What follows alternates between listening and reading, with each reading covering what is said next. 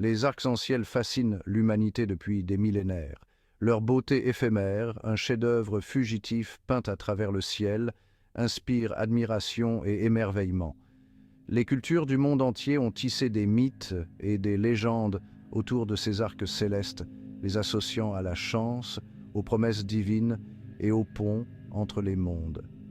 Mais derrière l'enchantement se cache une histoire fascinante de physique, un récit de lumière, d'eau et de phénomènes remarquables qui illuminent notre monde.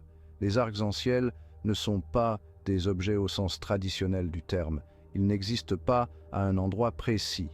Au lieu de cela, ce sont des illusions d'optique, des produits de la lumière du soleil interagissant avec les gouttes de pluie dans l'atmosphère.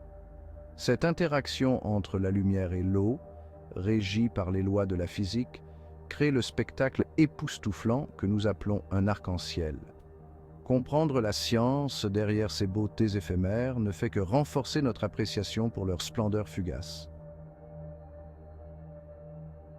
Imaginez une averse ensoleillée, un moment où la lumière du soleil perce à travers un rideau de pluie. Lorsque les rayons du soleil pénètrent dans une goutte de pluie, ils rencontrent un changement de milieu, passant de l'air à l'eau.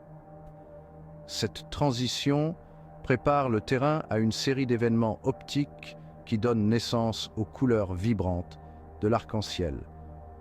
Le voyage d'un rayon lumineux à travers une goutte de pluie est une danse fascinante de réfraction, de réflexion et de dispersion.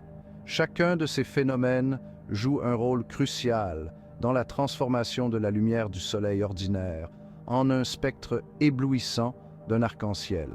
Plongeons dans la science derrière ces processus optiques pour percer les secrets de la formation des arcs-en-ciel. La réfraction est la courbure de la lumière lorsqu'elle passe d'un milieu à un autre, comme de l'air à l'eau. Cette courbure se produit parce que la lumière voyage à des vitesses différentes selon les milieux. Lorsque la lumière passe d'un milieu moins dense comme l'air à un milieu plus dense comme l'eau, elle ralentit. Ce changement de vitesse fait que le rayon lumineux se plie vers la normale, une ligne imaginaire perpendiculaire à la surface au point d'incidence. La quantité de courbure dépend de l'angle auquel la lumière frappe la surface et des indices de réfraction des deux milieux. L'indice de réfraction est une mesure de la façon dont un matériau ralentit la lumière. Cette relation est décrite par la loi de Snell-Descartes, un principe fondamental en optique. Une fois que le rayon lumineux pénètre dans la goutte de pluie, il subit un autre phénomène fascinant, la réflexion interne. Au lieu de sortir de la goutte de pluie, le rayon lumineux se réfléchit sur la surface interne de la goutte, rebondissant à l'intérieur. Cette réflexion interne est cruciale pour rediriger la lumière vers nos yeux, rendant l'arc-en-ciel visible. L'angle auquel le rayon lumineux frappe la surface interne de la goutte de pluie détermine s'il subit une réflexion interne ou s'il s'échappe de la goutte. Si l'angle est supérieur à un certain angle critique, le rayon lumineux est totalement réfléchi intérieurement, restant piégé dans la goutte de pluie.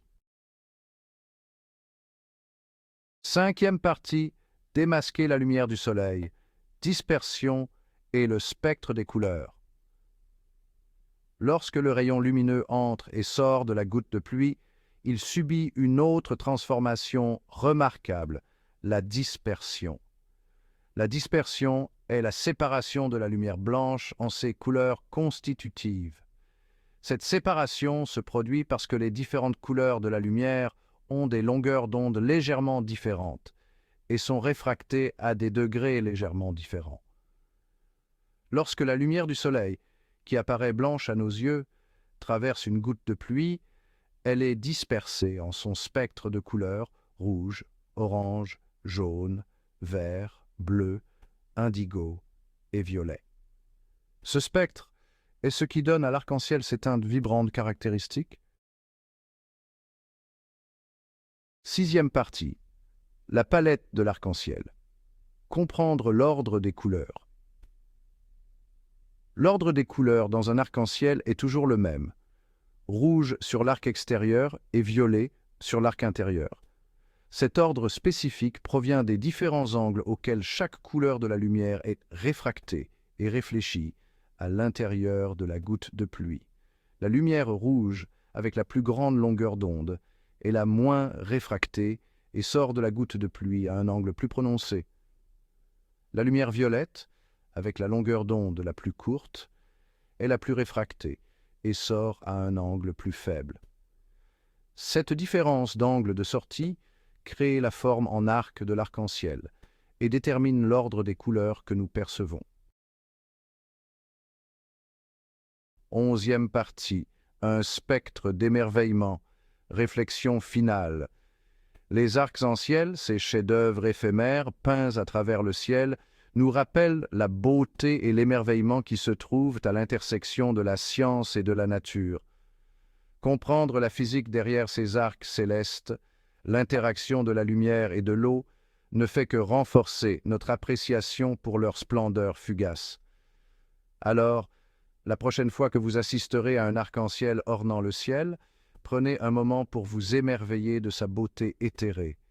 Souvenez-vous de la danse complexe de la lumière dans les gouttes de pluie, de la réfraction, de la réflexion et de la dispersion qui crée ce spectacle éblouissant, car dans la beauté éphémère d'un arc-en-ciel, nous apercevons la capacité remarquable de l'univers à transformer l'ordinaire en extraordinaire.